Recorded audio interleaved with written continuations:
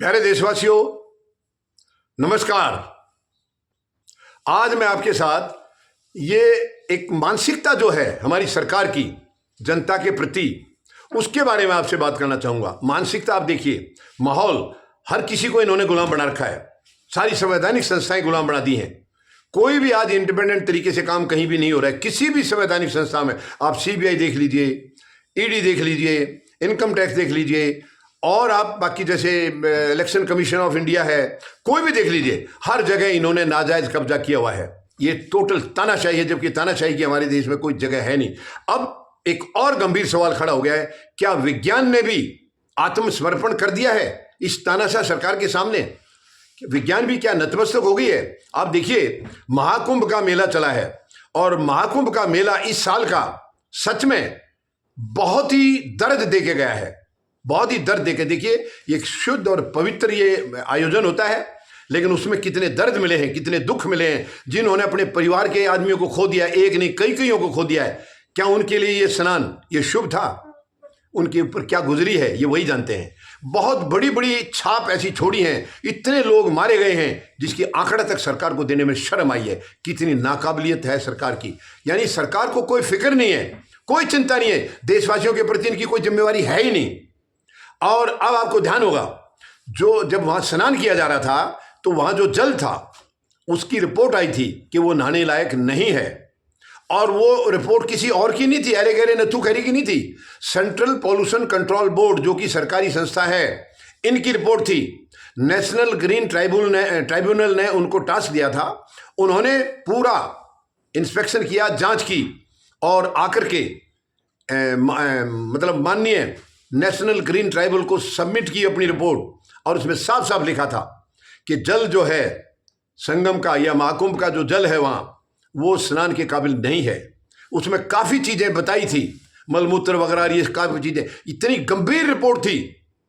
लेकिन क्योंकि इससे सरकार की किरकिरी हो रही थी, उत्तर प्रदेश की सरकार की किरकिरी हो रही थी, और उनकी किरकिरी है तो केंद्र सरकार की भी हो रही थी, प्रधानमंत्री महोदय की किरकिरी हो रही थी। और आप देख लीजिए, आखिर में 10 मार्च को दोबारा रिपोर्ट दी है। सेंट्रल पॉल्यूशन कंट्रोल बोर्ड ने दोबारा रिपोर्ट दी है और बताया है कि जल जो था वहां वो यूज करने के लायक था, नहाने के लायक था। ये क्या शर्मनाक रिपोर्ट नहीं है? देखिए, उन्होंने तो पहले तो बड़ी हिम्मत से और बड़ी बहादुरी से सच्चाई की रिपोर्ट दी थी, फिर वो झुके क्यों? आखिर क्यों झुके? क्या खतरा है सरकार की तरफ से हमेशा हर एजेंसी को कि अगर वो नहीं झुकेंगे तो उनके साथ कुछ गलत हो जाएगा? ये बहुत ही अनिश्चितता का माहौल है। मैं माननीय सर्वोच्च न्यायालय से, महामहिम राष्ट्रपति महोदया से निवेदन करूंगा, सरकार के इस चाल चलन को रोकिए। ये जो रवैया है गलत है। वो देश को या देश के नागरिकों को या देश की संस्थाओं को गुलाम बना रहे हैं, केवल अपने आप को सुपर दिखा रहे हैं। ये गलत है, बिल्कुल गलत है, ये सही नहीं है। देश के सामने सरकार क्या होती है? देश सबसे बड़ी ताकत है, जनता सबसे बड़ी ताकत है। असली संसद तो जन संसद है, यानी जनता की संसद है। लेकिन आज जनता की किसी भी किस्म की कोई कीमत नहीं है, कोई उनकी कहने की, कोई उनकी हैसियत का कोई वैल्यू नहीं है, कोई कदर नहीं है। ये बहुत ही शर्मनाक है, बहुत ही शर्मनाक है। क्यों ये हर किसी को डरा करके काम कर रहा है? मैं और कोई ज़्यादा गहराई में नहीं जाना चाहूँगा कि इन लोगों की वजह से क्या क्या किस किस को पीड़ाएं हुई हैं, किस किस ने क्या क्या झेला है। वो बहुत लंबी कहानी है, बहुत लंबी कहानी है, अब मैं उसमें नहीं जाना चाहूँगा। लेकिन ये शर्मनाक है।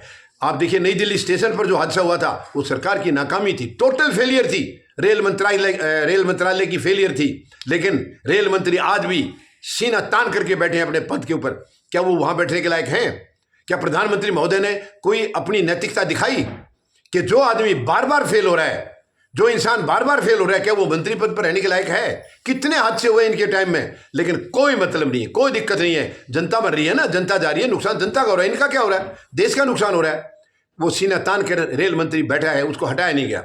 उसी मुताबिक महाकुंभ में कितनी बद इंतजामी थी, ये किसी से छिपा नहीं है, पूरी दुनिया ने देखा है।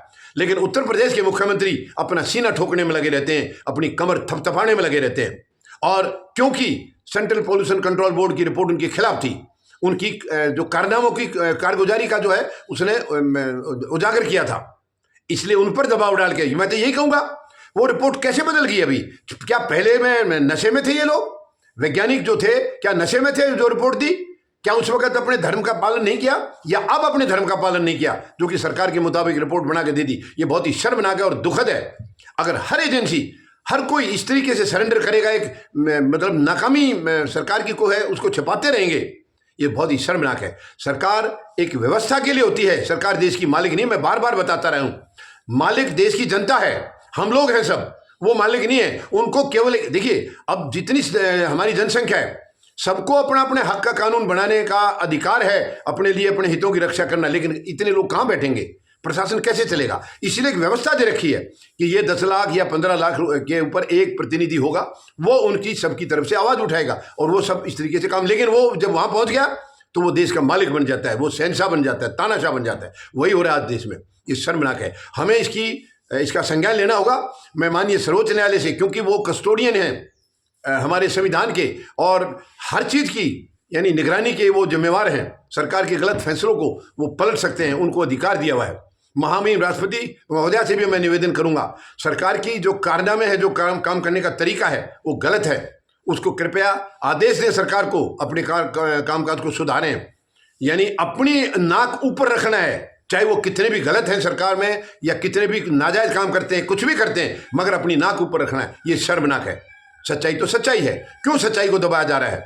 हालांकि सच्चाई बाहर आएगी, सच्चाई दबती नहीं है, लेकिन फिलहाल ये बहुत गलत हो रहा है। हर एजेंसी नतमस्तक हो रही है, विज्ञान भी हो गई है। बताइए, बहुत ही शर्मनाक है। मैं पूरे देशवासियों से निवेदन करूंगा, हम सबको शांतिपूर्ण तरीके से सरकार के साथ ये सवाल करने होंगे कि क्या कारण है आपको व्यवस्था के लिए बैठाया गया है और आप देश के मालिक बनकर बैठ गए, आप सबको प्रताड़ित कर रहे हैं, सारे देशवासियों के साथ अन्याय कर रहे हैं। ये बहुत गलत है।